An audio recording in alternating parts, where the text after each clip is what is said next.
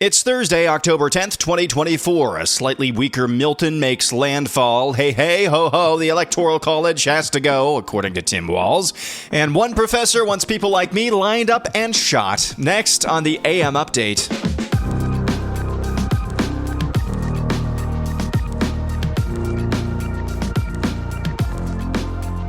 Tomorrow is another edition of Ask or Tell Me Anything. You can ask me any question you want. Tell me any news story you think needs covered. You can make your submissions on X at RealAMUpdate. Look for the pinned tweet at the top of the profile. And now on with the Thursday edition. Hurricane Milton made landfall Wednesday along Florida's Gulf Coast as a Category 3 storm, bringing powerful winds, deadly storm surge, and potential flooding to much of the state. Milton drew fuel from exceedingly warm Gulf of Mexico waters, twice reaching Category 5 status. The cyclone had maximum sustained winds of 120 miles per hour as it roared ashore near Siesta Key in Sarasota County. That's according to the Miami-based National Hurricane Center.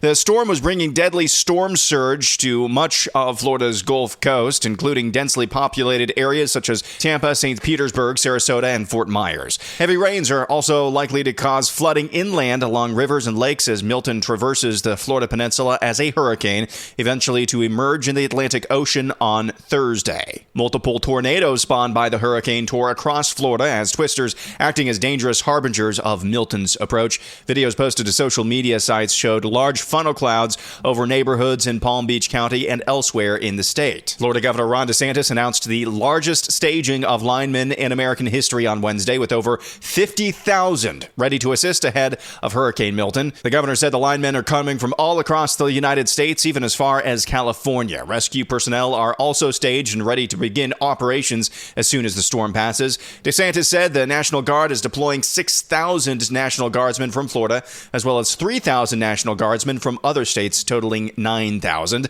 President Joe Biden, again shirking the media-created, along with Kamala-created narrative that somehow DeSantis is politicizing the tragedy.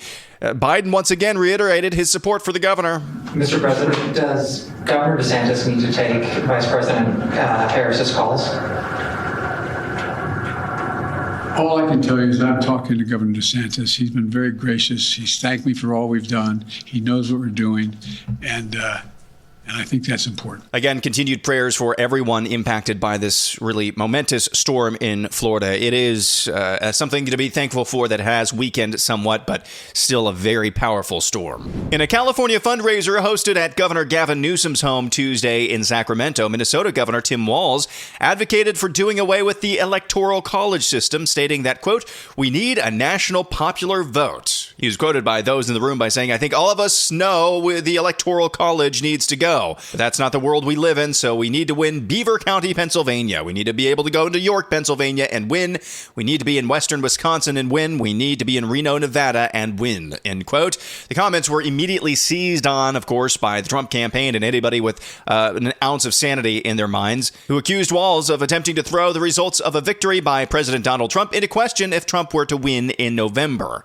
In a statement provided to news outlets, a spokesperson for the Harris-Walz campaign said Walz, quote, "believes that every vote matters in the Electoral College, and he is honored to be traveling the country in battleground states, working to earn support for the Harris-Walz ticket."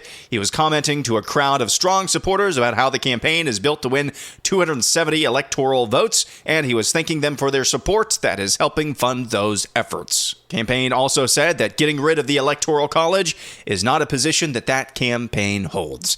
That's the biggest lie. Of course they hold that position. The job of the communist is to lie about everything and to make that communism just go down with a spoonful of sugar. Of course they all believe that, but they're not going to say that less than a month away from the election. Donald Trump went on the very popular Andrew Schultz podcast. Schultz is a comedian, among other things, and it seemed like the duo had a good time together. So you're going back into this place where, there was this assassination attempt. They hit you. Headshot. You survive. Yeah. It was not a good feeling. Yeah. Are you scared? Better, by the way. No, I'm not scared. I have an attitude. It's interesting. It is what it is. Does that make any sense to you guys? Yeah. You do what you have to do. I felt it was important to go back. A lot of people, I guess, agreed with me because it was over 100. I think they said 108,000 people in the end. That's a lot of people. It's terrible. And I had no guitar. if you have a guitar, it's easy. When you don't have a guitar... I said Qatar. Yeah. I have guitar. I do have that. They like me very much. But I don't have a guitar. Yeah, you have right? the guitar, yes. So anyway, but that was it was amazing. I mean, I like it when somebody like Elon, who has a lot to lose, is willing to do what's right. Yeah. That is Donald Trump on the Andrew Schultz podcast discussing him going back to Butler, Pennsylvania, both the first and second times, and what actually went into that, and doing all of these podcasts with a number of comedians, Theo Von, Andrew Schultz. He was on several different big-time podcasts recently. He seems to just, be a regular person as much as a billionaire can be. We'll see if some of these appearances that he's been doing a lot longer than Kamala has, her recent media blitz, we'll see if these will actually pay off in about a month. Just how bad is crime in New York City?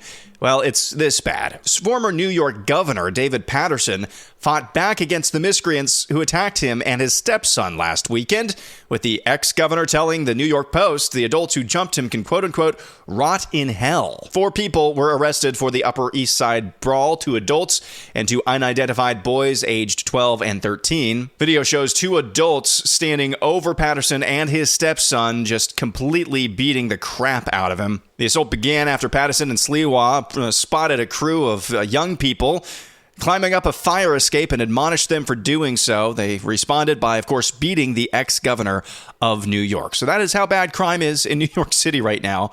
An ex-governor just walking his dog on a Friday night just gets the pulp beat out of him by miscreants. Good thing they actually found these guys and have arrested them. A lawsuit against Deadspin will proceed after a judge found that the news outlet could be liable for defamation against a 9-year-old boy accused of racism over his Kansas City Chiefs costume.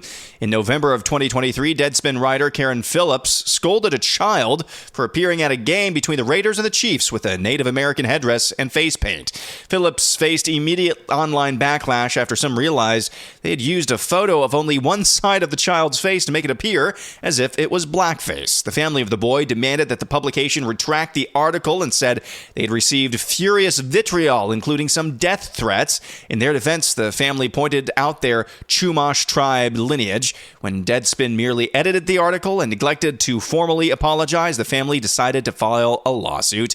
The publication argued in court it wasn't liable for defamation because the article was based on opinion, but Superior Court Judge Sean Lugg disagreed and ruled that the lawsuit could proceed. Lugg wrote, quote, Deadspin published an image of a child displaying his passionate fandom as a backdrop for its critique of the NFL's diversity efforts, and in its description of the child crossed the fine line protecting its speech from defamation claims. The judge went on to cite specific claims in the article that the child was taught to hate his parents and that he wore the paint to insult Native Americans and blacks as, quote, provable false assertions of fact and are therefore actionable. Since the original article published, Deadspin was sold off and the entire staff was laid off as well. I still hope that this young man, this 9-year-old, can get something out of this story. A precedent has to be set. You can't just say anything about 9-year-olds and get away with it. That is defamation, and this judge is right to allow this lawsuit to continue.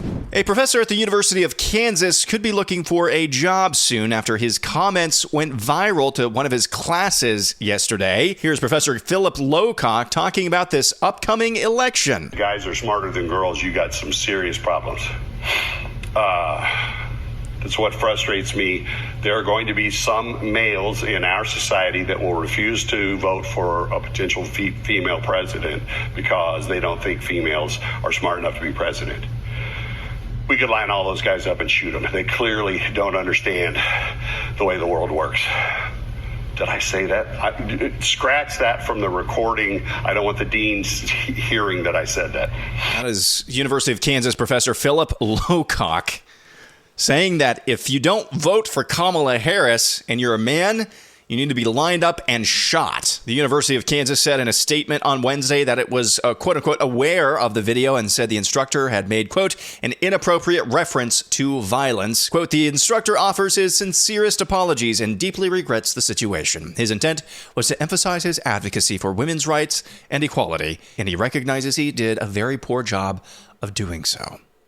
That's a really nice whitewashed way of saying that, yeah, he screwed up. We probably, you know what, it would have been better for them to just say, you know what, we don't actually believe men should be shot and killed, lined up and shot because they don't want to vote for Kamala. But no, he was just trying to express his support for women's rights, whatever those are.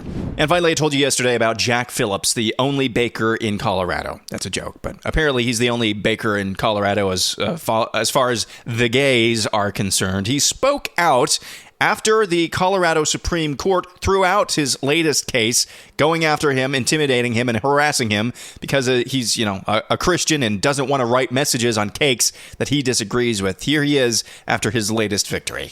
At Masterpiece Cake Shop, we serve everyone, including people who identify as LGBT. And this has been true since the beginning and will be true long after this day. Whether we create a custom cake always depends on what the message the cake will express is, never on who requests it.